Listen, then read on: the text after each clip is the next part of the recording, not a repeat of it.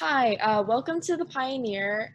This is Rose Ojo-Ajayi. She's professor here at Cooper, and I'm Kitty, and I'm here to interview her.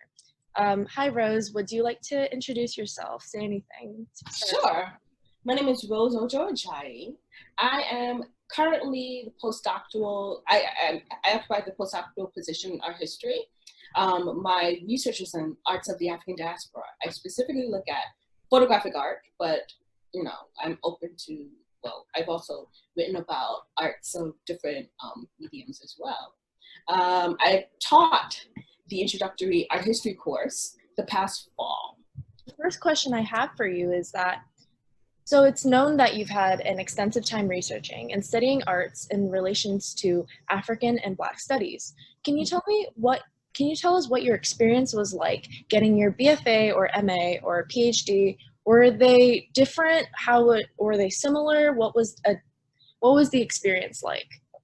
Well, it's so interesting because I forgot to mention a very important part of who I am is the fact that I actually am an alum of Cooper Union.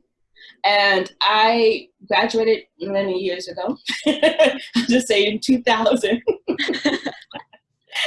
So, I was an art student. It was a very tremendous experience. And I, with the encouragement with my good friends, after we had our very intense critiques, we would sit down in our studios and talk about some of the conversations that were had, some of the comments that were made by our professors and also some of the other students. And also at times, some of the professors that I did not necessarily have, that my friends would have or my classmates would recommend certain books and texts for us to look at that would help strengthen our argument in the work that we're doing. And it was with these many conversations and the encouragement of my friends that I realized that, wait a minute, I like talking about these works of art. I like talking about the history of imagery as it pertains to the Black figure in art, which is so loaded, Yeah. when you put the image of a Black individual or an individual of color in a work of art. Yeah. It's hard to get away from the identity of that subject, and that becomes the subject of that work of art. I realized that perhaps maybe I should go into art history and do more additional research about the history of image making by individuals of African descent, as well as the history of the Black image. And then also after graduating, I met a friend who told me that, perhaps I should be interested in attending a school outside of the country. And let me be honest with you, around the time that I graduated from Cooper, it was a politically tumultuous time too. And just being unhappy with just staying where I was, and just luckily meeting another individual who was actually about to go to the school. He encouraged me to attend the school in the UK, the School of Oriental and African Studies, which is part of the University of London. When I first heard that name, I was like, what? They still use that term, Oriental? But Yeah. I was like, what kind of school is this? So, it took me visiting him at the school and also learning the history of people of non-European descent in the UK for me to unpack and understand. And that was a very interesting experience as, a person who is first generation Nigerian American, Black American, right?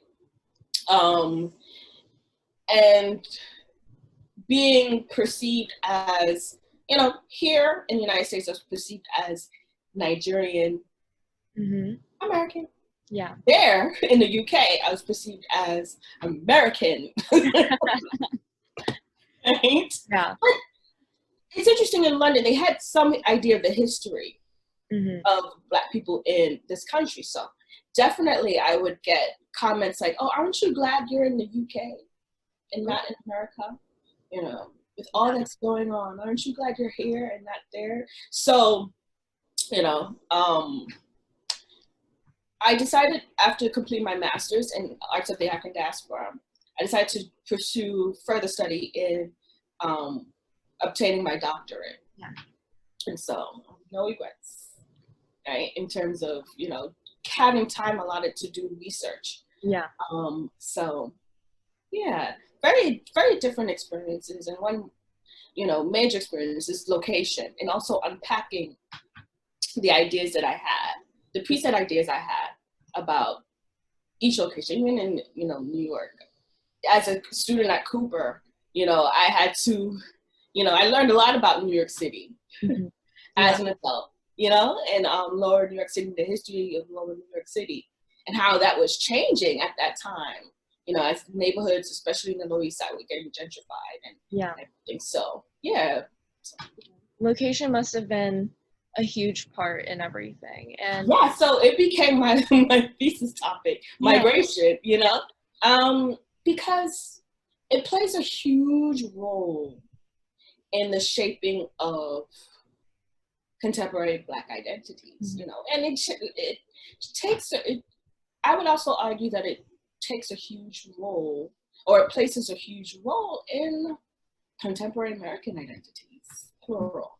Speaking about what you've researched, your experience in school, like we know that the Black Power and Black arts movement in the United States, as well as Britain, and the independence period of West African nations was a very big part of your research. And so can you tell us more about like certain details or what you've learned that really stood out to you? Well, it's interesting you're also asking this question now with all that's going on now. I would like to tell like my students and, you know, the other artists and creatives that I meet that it's amazing. I look forward to seeing what is created during this time period of major change, major movements, social and political movements. But I don't know if you could call it, I don't think it's necessarily narcissism. Well, maybe it is. Right?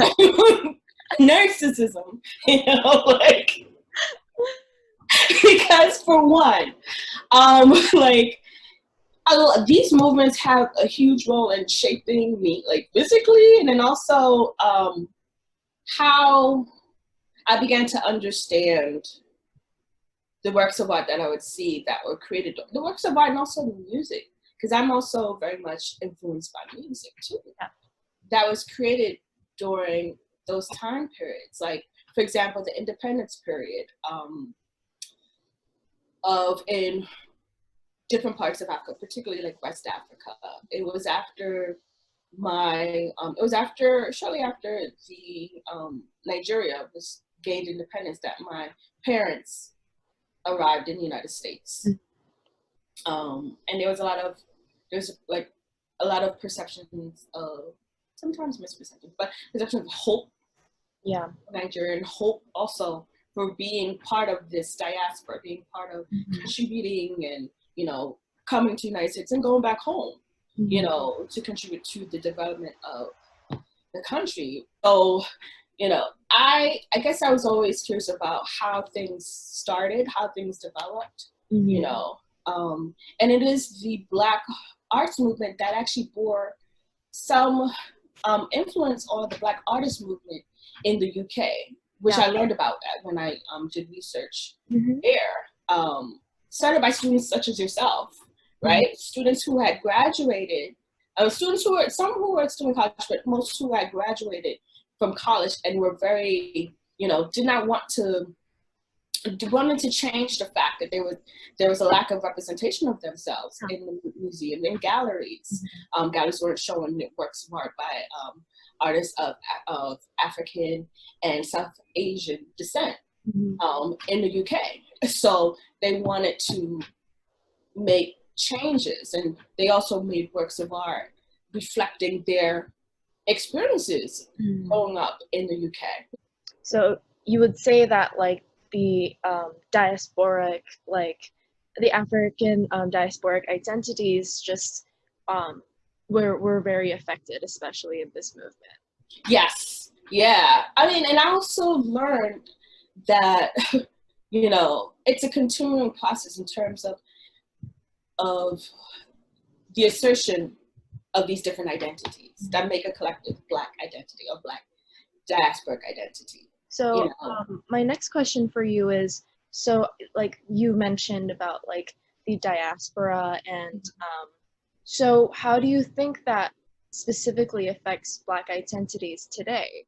Like not moving on from like what had happened, but like especially in this moment, like how do you think it really has like deeply affected like a lot of our newer generations? Well, you know what? One thing I've noticed is that thankfully with, of course, the internet, right? Our world is becoming smaller. Mm-hmm. And we're being forced to confront some of this misperceptions about each other as a result of that. I will never forget, a couple of years ago, there was this program on TV. And it was basically about this young African-American woman. And her going about her life and her dating experiences. And there was a comment made about, I think one of the individuals she dated was Black British. Okay. And there was a comment made about his Black British identity. And I remember it drew a lot of comments on the internet, a lot of negative comments on the internet because it was an assumption made about Black British individuals that some people, particularly Black people who were living in the UK, thought was offensive. And because one thing, there's not much known about the history, well, at least here, by many people, not much known about the history of Black settlement in the UK, for one. And I'm choosing the UK part specifically to answer the question because of this. So for me, after learning and unpacking some of my own preconceived ideas, right? It's not surprising that they are also protesting right now. Have are very much engaged in civil protest because there's a long history of civil protest in reaction to the relationship between the people of African descent in the UK, and particularly in many cities such as London, responding to police brutality. There's a long history. So, I mean, there's for some reason, just to, give a very, brief description of what happened, there was this idea that the individuals in the UK, based upon what was written, not written, what was said in this particular show, that Blacks in Britain did not really consider themselves Black, which was not true. That's a falsehood, for one, a huge falsehood. But or consider themselves better.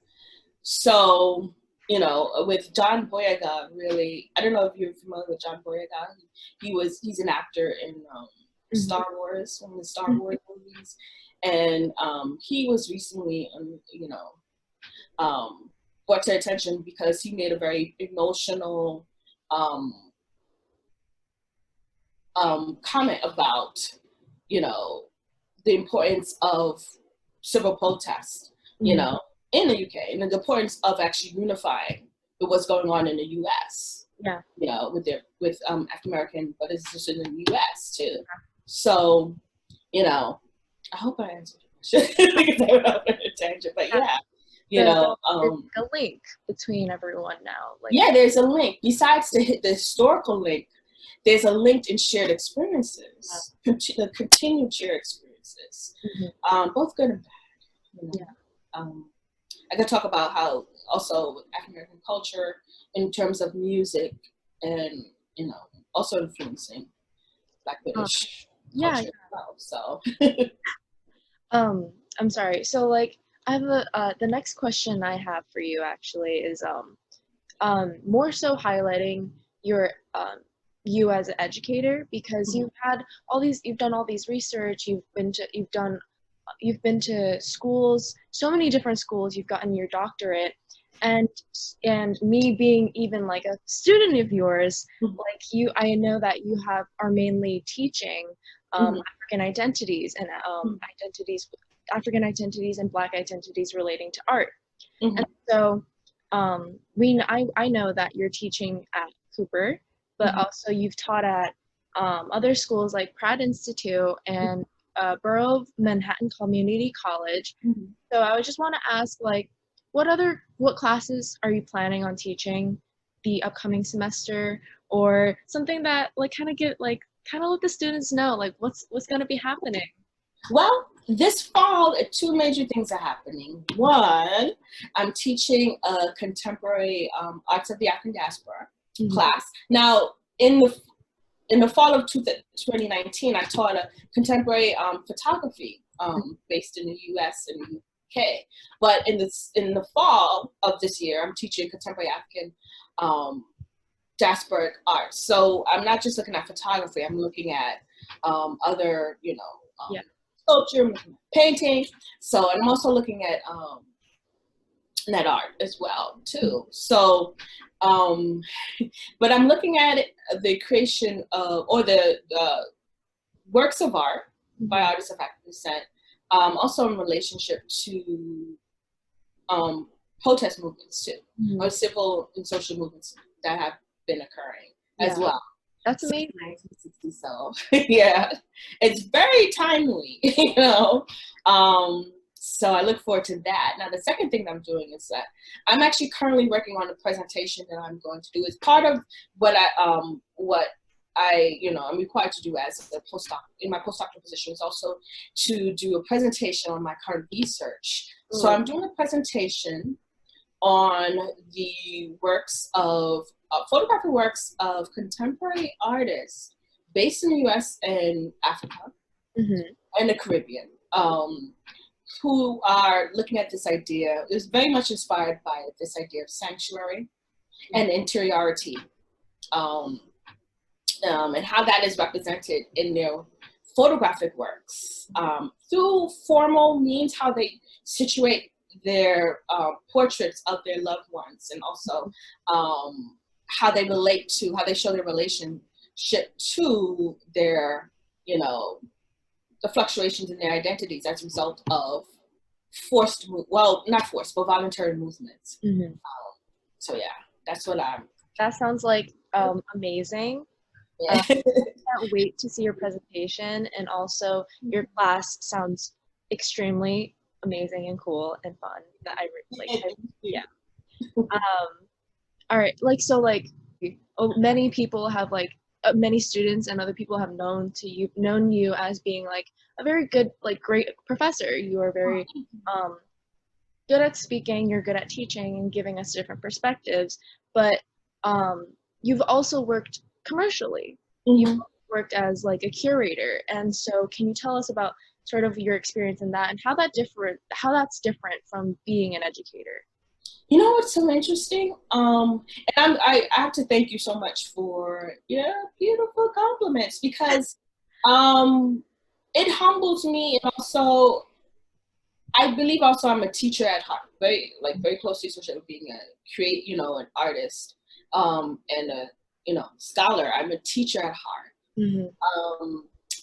and so I do think that you never stop learning until you're gone, right?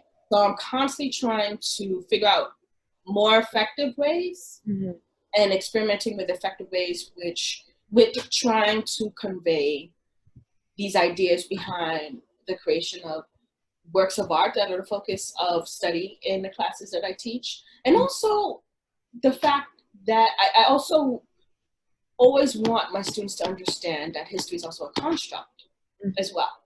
And it's in a constant state of reconstruction. Right? That even some of them, if not all of them, are responsible for how history would present itself the generation to come, or generations to come, and they have a hand in that. So I say all that to say that in terms of curating, I still have, I know myself personally, I haven't curated in some time, in the future, right? But I do also think of curating similarly, in a similar way, you know, in terms of conveying an idea or ideas that the artists are working with in their works. So to sort of wrap things up, this question also does relate to your idea and like the style of like how you curate and teach, and like how you want people to add their own ideas and build off of things. So knowing like your past and like research and like doing all these amazing things, in my opinion, how do you think all of the things that you've learned and done affects how you see the current civil rights movement that's happening right now, or in other words, the Black Lives Matter movement? That's a huge question. But I'm glad, thank you for asking it. Time. It's interesting because at times I feel like hopeful, you know? Yeah. Because one thing about this movement is actually really spearheaded by the younger generation. I'm saying younger than myself, you know? And what's so profound about this movement is the fact that there's not one singular leader. They're leaders. And for a long time, there have been questions. Even now, you may hear or read someone say, well, we need one leader. Who's the leader of this generation? Yeah. And I was hearing on the radio the other day that the news radio broadcaster basically was quoting Ozzie Davis that, you know, and I'm going to paraphrase, where he basically said that, okay, you know, unfortunately, when a leader passes away, it's important that, you know, the work continues, that you pick up from the book, or, you know, whatever his agenda is, and then continue with the struggle. And that's the beauty of the fact that there are several leaders. There are several people who are different people organizing the movements, which is great. And it's interesting. I look forward to seeing the result of it. Ultimately, I, along with many other people, want to see sustained change. You know, not changes, not superficial changes that could be erased several years later. I mean, there's a reason why we're here now. Even with all the movements that occurred many years back, there are definitely going to be people who try to push and make changes. So it's very important that there be sustained, very, you know, marked, you know, changes made, and justice, true justice made, you know. So yeah, that's, you know, and I guess there's, on one hand, there's the, like, there, you know, history or knowledge could be seen as both a liberator as well as a burden. Right?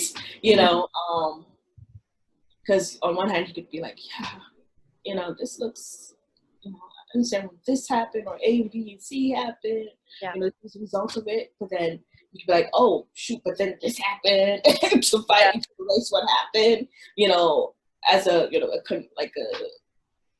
concerted effort, you know, to erase the changes that were made. But there's certain new things that's happening that haven't been seen before, you know. So that's what makes me hopeful.